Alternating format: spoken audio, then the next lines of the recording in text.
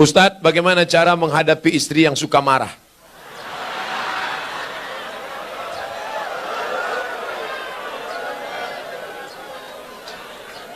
Anggap aja dia radio rusak.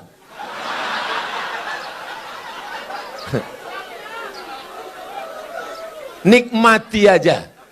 Jangan sampai ketika dia tidak ada baru kau menangis. Kalau sudah tiada baru terasa.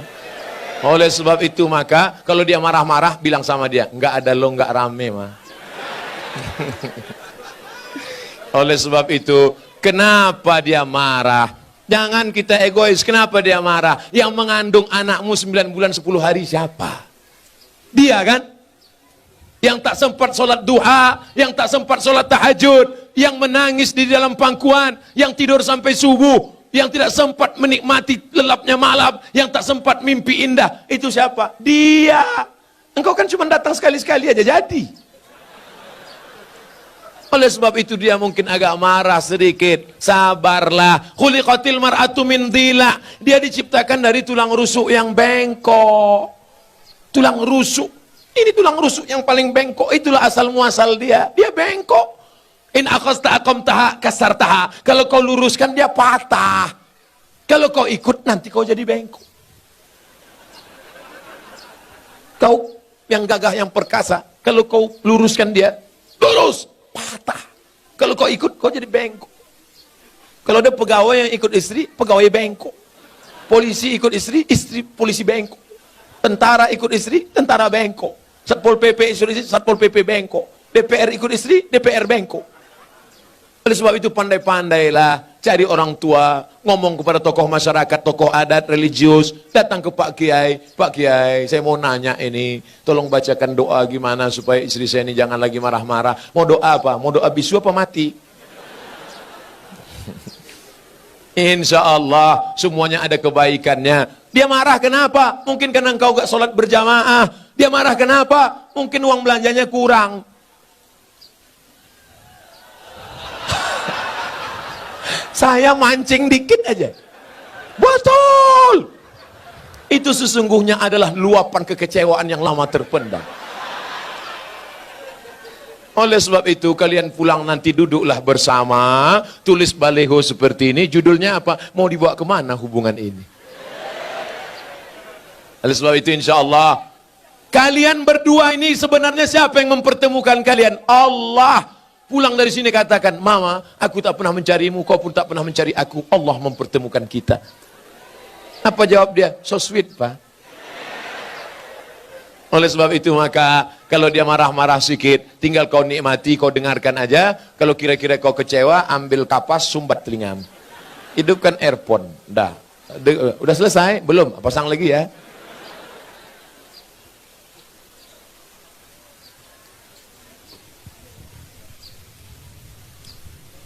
Panitia, apakah haram makan uang korupsi sama dengan haramnya babi?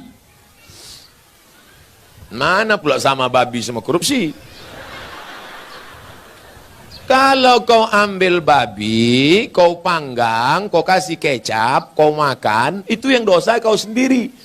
Tapi kalau korupsi kau makan, kau mesti kembalikan uang ini kepada orang pemiliknya. Kalau kau makan babi, di akhirat kau nggak perlu nyari babi. Tapi kalau korupsi, kau mesti cari orang itu. Kalau kau korupsi satu desa, berarti satu desa mesti kau cari. Kalau kau cari korupsi satu provinsi mesti kau cari. Kenapa Ustaz tak sebutkan satu kota? Ada Bu Wali di sini.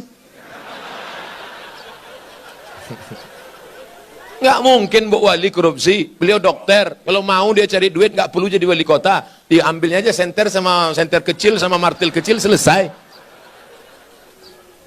Oleh sebab itu maka kalian yang sudah pernah korupsi, maka uang korupsi itu dihitung, serahkan ke lembaga yang dinikmati orang banyak, panti jompo, anak yatim, fakir miskin, masjid. Dulu kau korupsi berapa? 100 juta. Hitung, balikkan. Nanti kalau pengurus masjid nanya, kok banyak kali? Ambil aja Pak, Ustaz tanya.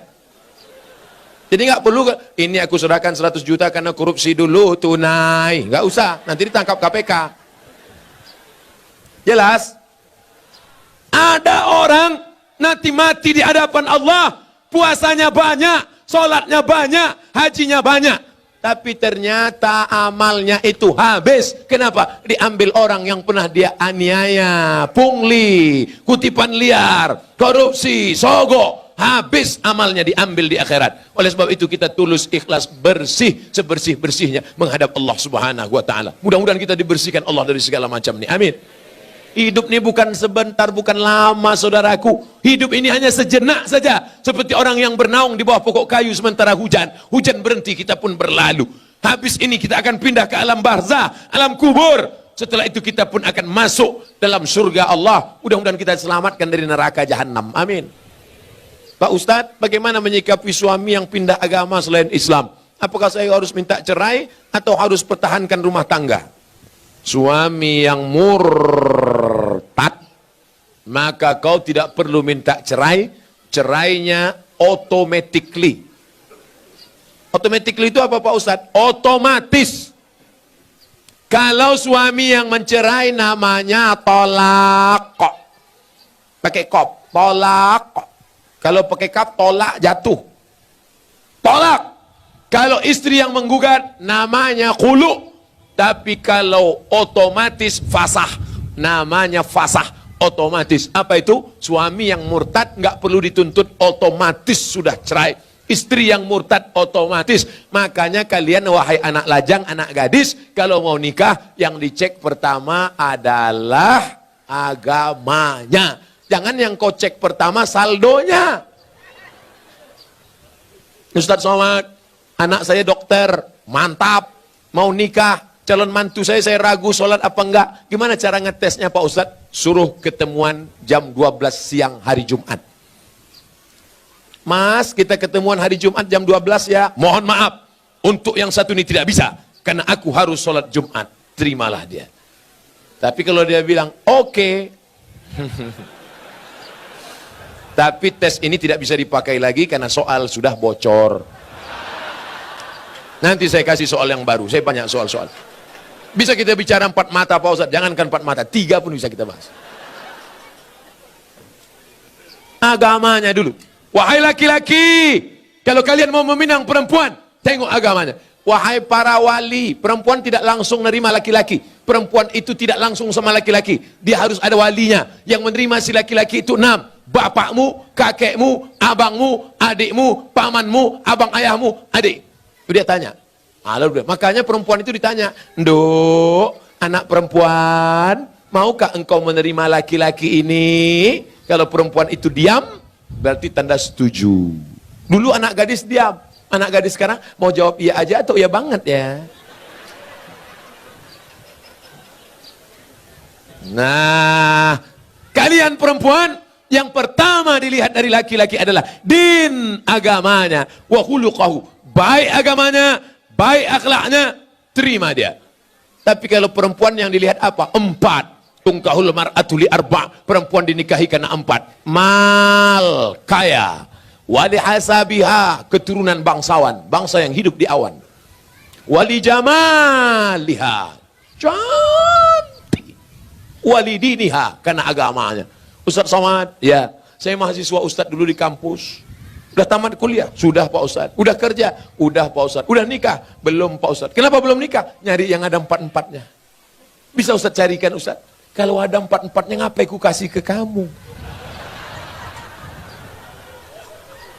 Jangan kau cari karena cantiknya, karena wajah perempuan akan berubah. Kemarin kami baru reuni.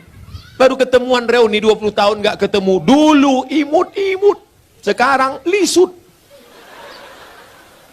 Bunga, bagaimana tabiat bunga? Bunga kuntum mekar harum, cantik, kuning, layu, mati. Ada bunga yang tak layu, bunga plastik. Makanya banyak perempuan sekarang wajahnya plastik semua. Pipi plastik, dagu plastik, hidung plastik. Ini alis apa bulu mata? Plastik, ulantik bukan main. Ada orang bakar sampah, layu. Menggeletar tangan mencukur bulu mata. Mau pergi undangan, salah potong, hilang semua. Kawan udah mulai nelpon, gimana? Jadi kita berangkat. Wah kacau ini. Hilang, nggak mungkin pergi satu. Hilang kan dua-duanya. Hilang. Gimana? Waduh kacau, gimana ini? Mau ditempelkan ijuk sapu nggak mungkin. Untung ada spidol white ball. Makasih ya Pak, memang kau penyelamatku. Rupanya spidolnya nggak permanen. Sampai di tempat undangan, sambal udangnya pedas. Kipas angin mati. Meleleh. Ambil tisu, lupa. Panas ya? Iya. Panas. Semua orang senyum. Kok tiba-tiba orang ini ramah ya? Senyum. Senyum. Semua senyum. Sampai pulang ke rumah mati lampu jam 9 malam. Assalamualaikum bang. Waalaikumsalam. Dia buka pintu. Allahu la ilaha illal qayyum. La ta'khudhuhu sinatun wa la naum. Lahu ma fis sama. Kenapa hantu ini nggak pergi? Aku istri apa? Inilah bahayanya. Kalian anak muda boleh tertawa sekarang, tapi ini bisa saja terjadi pada istri kalian. Maka pilihlah perempuan-perempuan bontang yang solehah, yang religius, yang agamis. Takbir. Yang takbir yang belum nikah. Anak udah doremi pasula sido. Amin. Allahu Akbar. Jaga aja bini di rumah. Kalian ini sudah punya rumah. Yang saya bicarakan ini anak-anak lajang yang belum punya rumah. Dia bicara tentang rumahnya yang baru. Kalian rumah yang udah lama itu aja dempul-dempul dikit, cet-cet dah.